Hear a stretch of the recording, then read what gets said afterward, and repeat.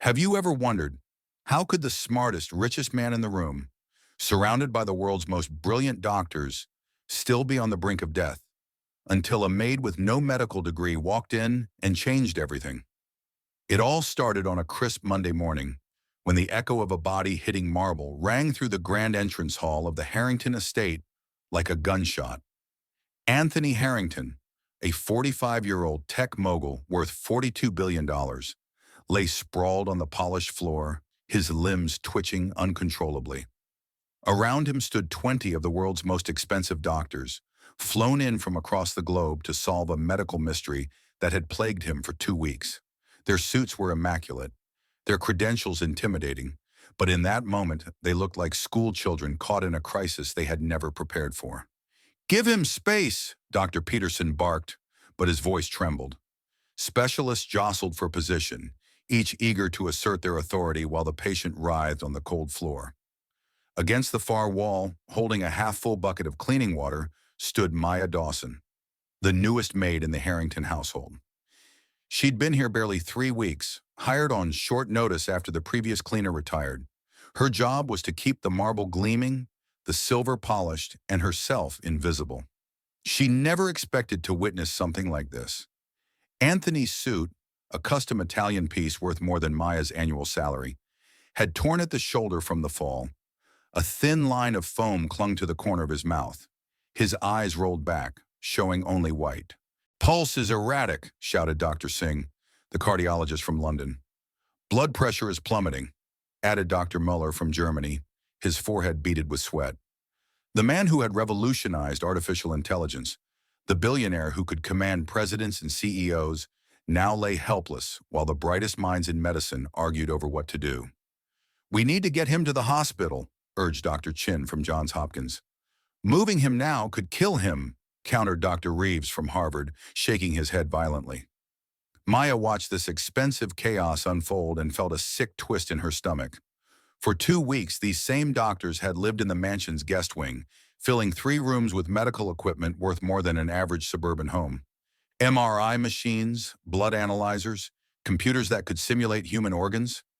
Yet here was Anthony Harrington, convulsing on his own floor while they debated theory. "Should I call 911?" James, the butler, asked hesitantly. "No," several doctors barked at once. The idea that paramedics might succeed where they had failed was apparently too humiliating to consider. Maya wasn't a doctor, but she had grown up in Detroit with a grandmother who raised 6 children on a shoestring budget and taught her that survival often meant paying close attention. "Trust your senses," Grandma Dorothy always said. "Machines can lie, people can miss things, but if you look, listen, and smell carefully, the truth will tell on itself." And right now, Maya's senses were screaming that something about this scene was wrong. Anthony's convulsions slowed, then stopped. For a moment, the room seemed to freeze. Was he? Then his chest rose again. Shallow, rapid breaths that looked almost painful.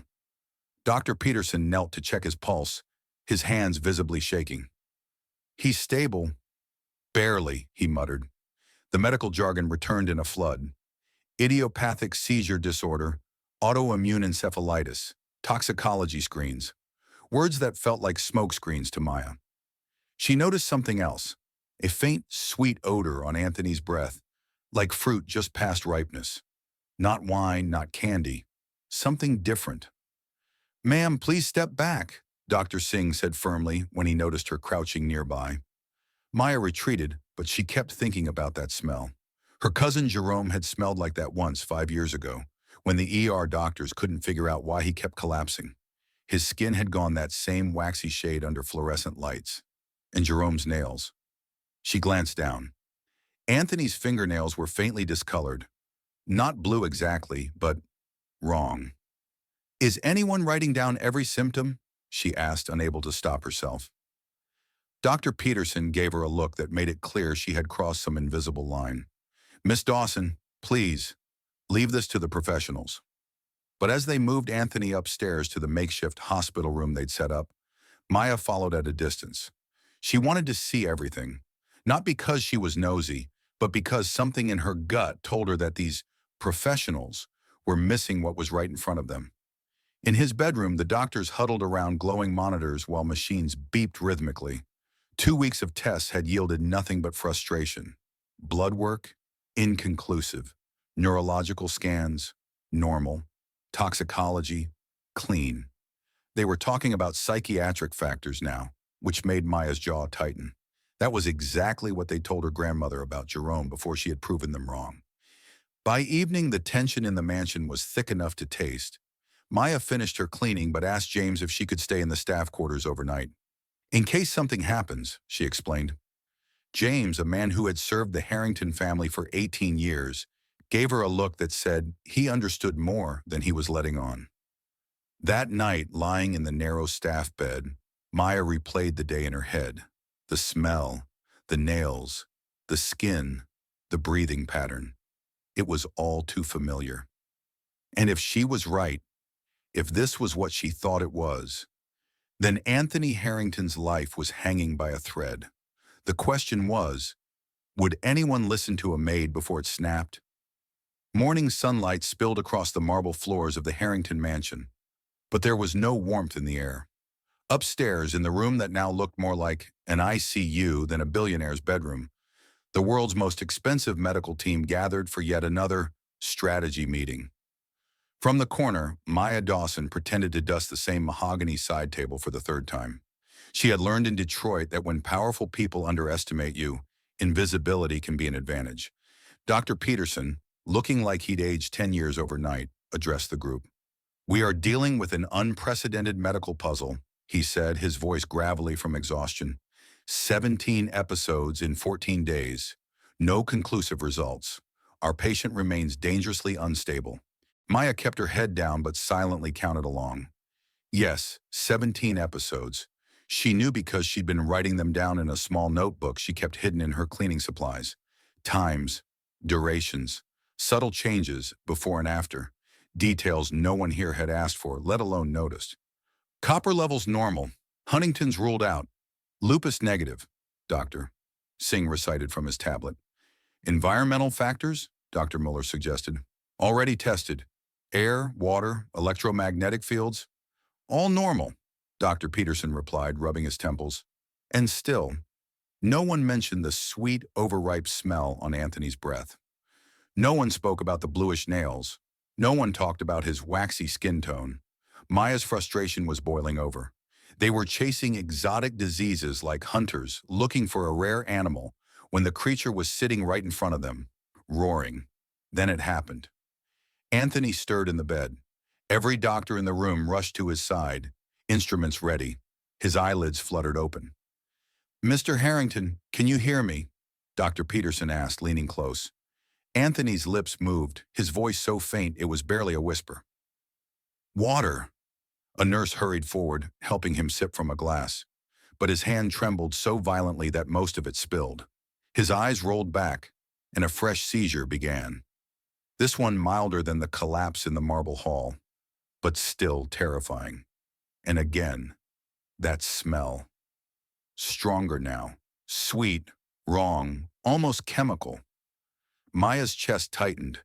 She stepped forward instinctively, only for Doctor Chin to block her with a raised hand. "Please maintain distance from the patient. This is a sterile environment." Sterile environment? Maya almost laughed. Over the past 2 weeks, more people had marched in and out of this room than the busiest hotel lobby in Manhattan.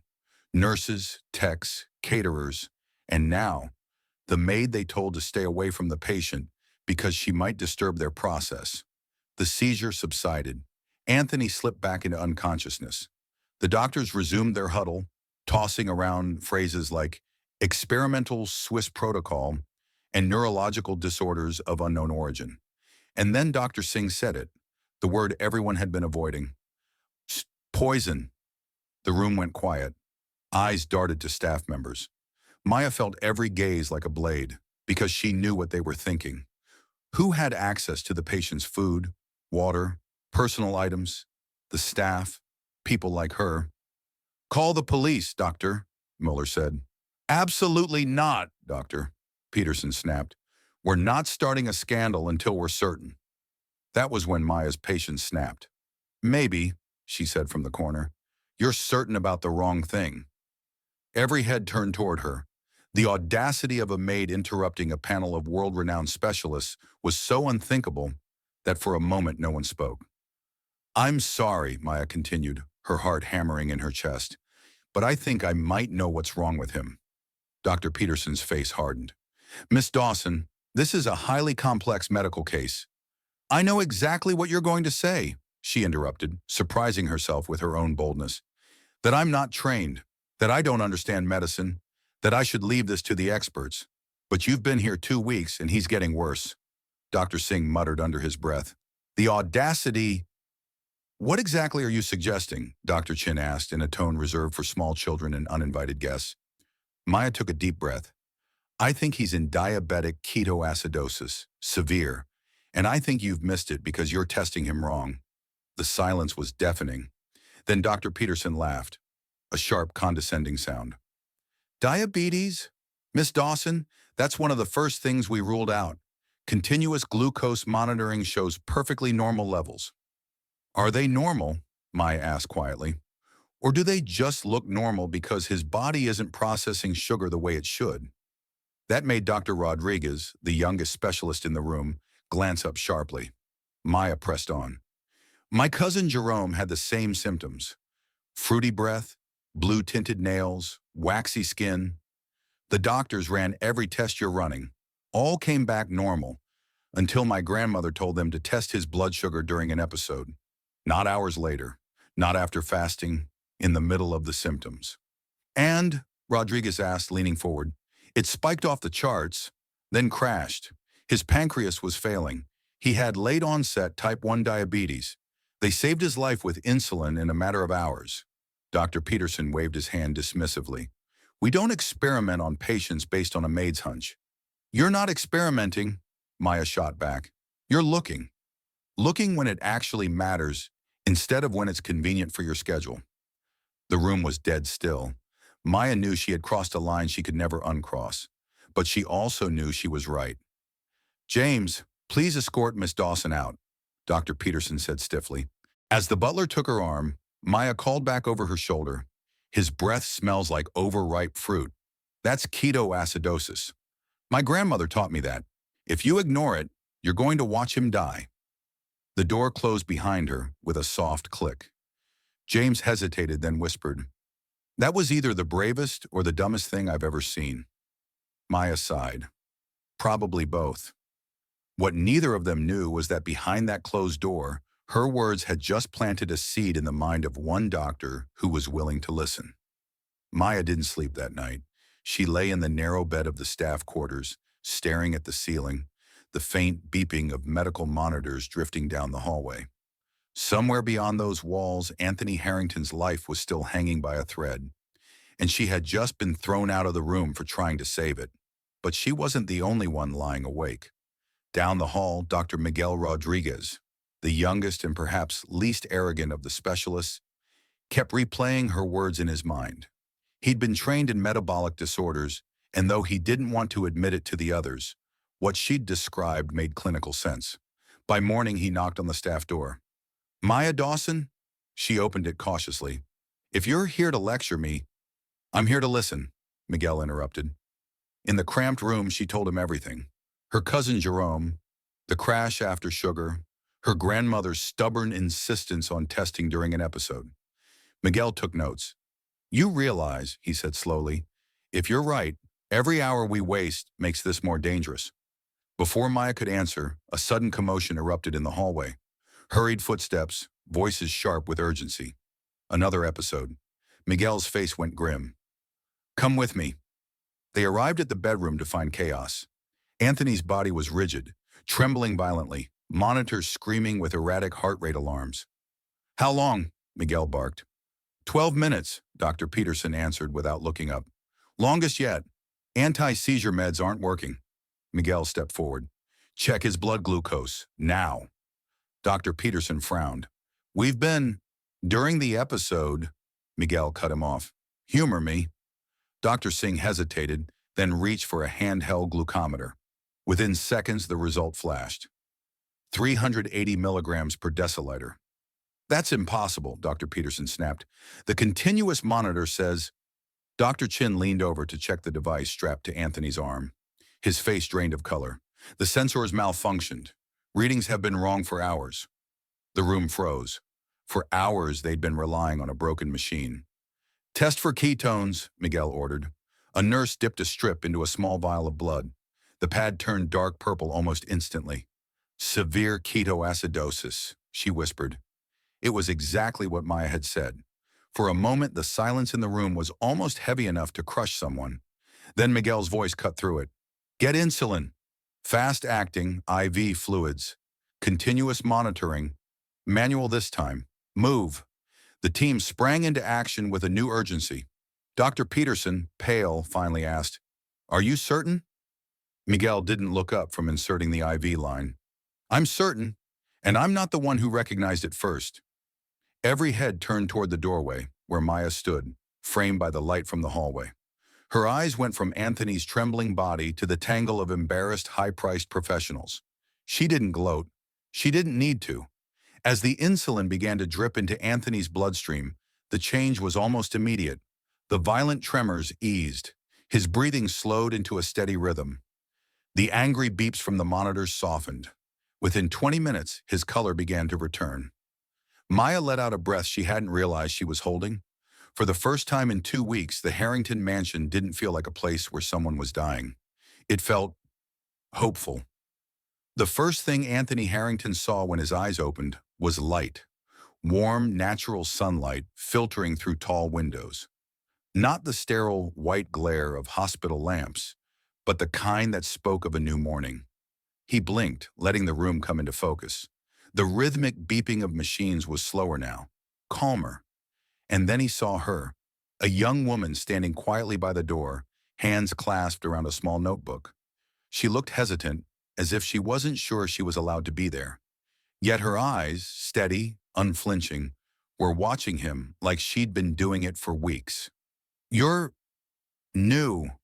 His voice came out hoarse, broken by days, maybe weeks, of silence. Before she could answer, James the butler stepped forward. Sir, this is Maya Dawson. She's been here just 3 weeks, and she's the reason you're still alive. Anthony frowned. The reason I'm... Dr. Miguel Rodriguez, standing nearby, filled the gap. She recognized symptoms none of us acted on. She insisted we test your blood sugar during an episode. She was right. You had severe diabetic ketoacidosis. The treatment worked immediately. Anthony turned his gaze back to Maya. You saw what 20 doctors didn't? Her voice was quiet but firm. I just noticed things. The smell on your breath, the color of your nails, how your skin looked under the light. My grandmother taught me to pay attention to what's right in front of you. For a long moment, Anthony said nothing. Then his lips curved into something between a smile and a sigh of relief. Then I owe my life to you and to your grandmother. From that day, the dynamic in the Harrington mansion shifted. Maya was no longer just the maid. She was the woman who had spotted what the world's best had missed. 2 weeks later, Anthony was strong enough to leave his bed. The machines were gone, his color had returned, and his voice carried the weight of someone who'd survived more than just an illness. He called Maya into his study, a room that had hosted billion-dollar negotiations, now holding something far more personal. Maya, he began, leaning forward across the massive desk. I've worked with the most impressive people in the world. But when my life was on the line, it wasn't expertise that saved me. It was courage. Yours. Before she could speak, he slid an envelope toward her. Inside was a check that made her eyes widen. I can't accept this, she whispered. You can, he said gently. It's not payment. It's gratitude. But there's something else I want more than giving you money. Her brow furrowed. What? A partnership. I'm starting a foundation to change how healthcare diagnoses patients. We'll train doctors to listen, observe, and consider the simple answers before chasing the rare ones. I want you to help lead it. Maya stared at him. I don't have a medical degree. You have something rarer, Anthony replied. You saved my life with observation, instinct, and courage. That's what I want to teach. That's what saves lives. 6 months later, the Harrington-Dawson Healthcare Foundation was alive and thriving. Maya sat at a desk in their downtown Chicago office, reviewing proposals from medical schools eager to pilot their observation-based training. Working side by side every day, professional respect slowly wove itself into something warmer. They shared lunches, late nights, and quiet victories. Anthony admired her clarity. She admired his willingness to use his power for good. The moment he finally said, "Maya, I think I've fallen in love with you," neither of them was surprised. A year after she'd walked into the mansion as an invisible maid, Maya walked down its garden aisle as a bride. The guests rose as she approached, carrying a bouquet of her grandmother's favorite flowers. Anthony stood waiting, his gaze fixed on her with a look that spoke of survival, gratitude, and love all at once. Their vows weren't the stuff of fairy tales. They were rooted in reality. "You saved my life," Anthony told her, "and you reminded me that true success isn't about money. It's about the lives we touch. I promise to be your partner in love, in work, and in purpose." Maya's voice trembled but didn't break. "You believed in me when no one else did. I promise to keep you grounded, to fight for what's right beside you, and to love you for the man you are, and the one we'll grow to be together." When the minister pronounced them husband and wife, Anthony kissed her like someone who knew exactly how close he'd come to losing this moment forever. In the years that followed, their foundation transformed medical training in dozens of hospitals. Diagnostic errors dropped, patient care improved, and in every lecture Maya told the story of a billionaire almost lost to an avoidable condition and the maid who spoke up. But Anthony's favorite part was always the same. "She didn't just save my life, she changed it, and she let me be part of hers." And Maya, she'd smile and say, "I was raised to pay attention." Sometimes that's all it takes to save a life and find the love of yours.